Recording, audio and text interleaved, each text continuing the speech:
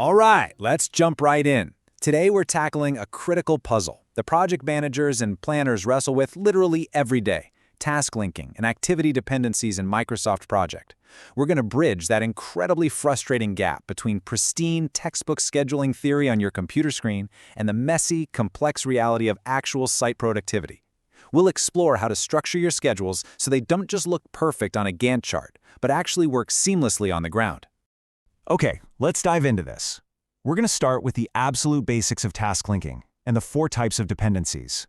From there, we'll tackle some real-world scheduling challenges, solve those delays using a work breakdown structure, and finally, wrap up with the absolute magic of auto-scheduling. Section 1. The basics of task linking. So task linking is essentially just the process of deciding the exact sequence of your activities. You know, which activity starts when, what's the predecessor, and what's the successor. But you don't make these decisions in a vacuum. They absolutely must be based on your deliverables and specific client requirements. For example, look at a massive infrastructure project, like the Pune Metro. The entire project was deliberately divided into multiple operational phases. They decided that Phase 1, from one specific location to another, had to be completely finished and operational for the public before moving on. That high-level client decision dictates entirely how your activities and packages are linked on the ground.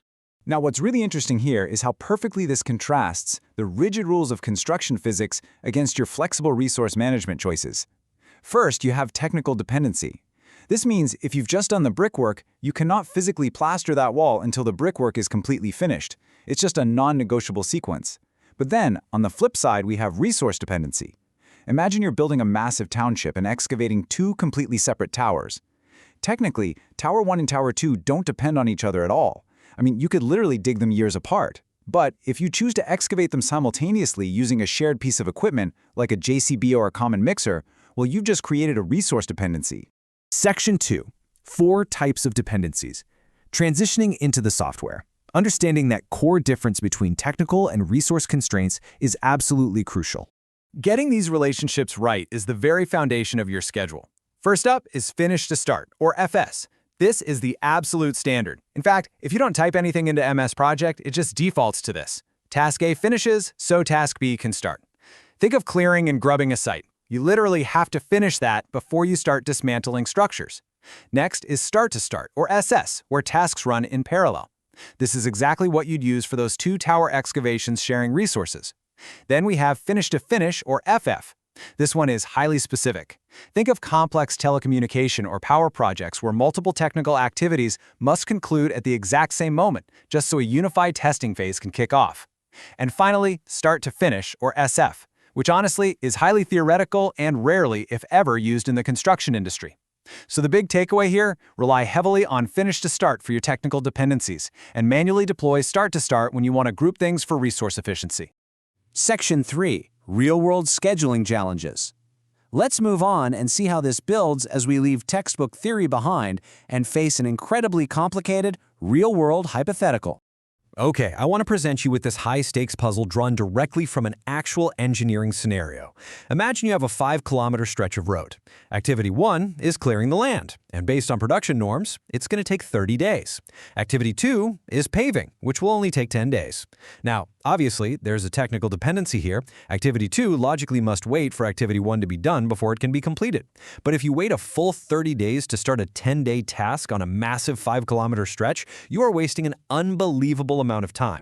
Now, the temptation here, the quick software fix, is to just use a lead. A lead is basically just adding negative lag. So you might link them with a finish to start dependency, but throw in a minus 10-day lead. You think, awesome, I'll just start activity 2 early. But think about what actually happens on the ground.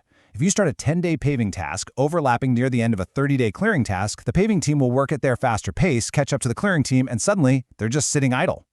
Your 10-day task will finish way too early, or you'll be forced to artificially expand its duration to 20 or 30 days just to make the Gantt chart look right. Either way, you've completely tanked your actual on-the-ground productivity. You simply cannot fix a physical site problem with a software shortcut. Section 4. Solving delays with WBS. So, how do we fix this? The true professional solution means shifting from randomly tweaking software durations to fundamentally restructuring the project itself. Instead of treating that 5-kilometer stretch like one massive monolith, you follow 3 best practice steps. Step 1. Divide it into smaller, manageable changes, let's say 2-kilometer patches. Step 2. You break down both your 30-day clearing task and your 10-day paving task to perfectly match these smaller patches. And Step 3. You link these new, smaller tasks using the standard ultra-reliable finish-to-start dependency. By doing this, clearing patch 1 finishes and paving patch 1 immediately starts. Meanwhile, clearing patch 2 is already well underway. You maintain the lightning-fast productivity of your paving team without ever forcing them to slow down or wait around idle just to make the schedule look pretty. So the crucial point here is perfectly captured by a brilliant quote from our source material. When you try to schedule a massive 5-kilometer task with a single duration, you are assuming lots of assumptions which can and will go wrong. You probably aren't going to achieve unbroken productivity over that kind of distance. And that is the entire purpose of the work breakdown structure, or WBS. It forces you to define manageable packages that reflect the messy reality of execution. Don't risk your project on broad assumptions. Use the WBS to manage reality on the ground. Section 5. The magic of auto-scheduling. Let's transition to the final phase and look at what happens when you feed all this properly structured WBS data back in a Microsoft project. And this brilliantly illustrates how AutoSchedule acts as your ultimate safety net. Imagine a task called construction embankment. You've assigned it multiple predecessors, let's say tasks 6, 7, and 8. These represent different soil and rock types being cleared. Now, tasks 6 and 7 might be simple soil, so they finish quickly, but task 8 is hard rock excavation, and that takes much longer. When you use AutoSchedule, the software immediately recognizes this discrepancy. It automatically pushes the construction embankment task to start only after the longest predecessor, the hard rock excavation, is completely 100% finished. Once those technical and resource dependencies are correctly linked, a whole cascade of automatic benefits just unfolds effortlessly. The software auto-calculates every single start and finish date as things shift around. It dynamically draws your Gantt chart in real time. But more importantly, behind the scenes, it's mathematically determining the early and late start times and automatically calculating the float for tasks. Going back to our previous example, those faster soil excavations will automatically generate float, showing you exactly how much wiggle room you have before they delay the overall embankment. All of this complex math is done on the spot. So what does this all mean? Well, it brings us to a rather provocative final thought today. Are your schedules genuinely reflecting real-world productivity, broken down into manageable WBS packages? Or are you just relying on massive software assumptions, fake leads, and tweaked durations that are going to completely fall apart on day one of execution? I highly challenge you to go open up your current project, dive into those massive 30-day monoliths, and start breaking them down into reality. Thanks so much for joining me on this explainer, and hey, happy scheduling. If you want to master Microsoft project with practical construction examples, join the online professional certificate course of Onyx.